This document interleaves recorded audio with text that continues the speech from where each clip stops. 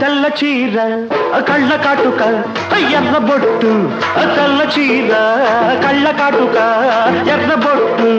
పెట్టుకుని వచ్చింది కృష్ణమ్మ ఏదో కబురు పట్టుకొచ్చింది కృష్ణమ్మ ఆ కబురేమిటమ్మా ఈ పరుగెందుకమ్మా ఆ కబురేమిటమ్మా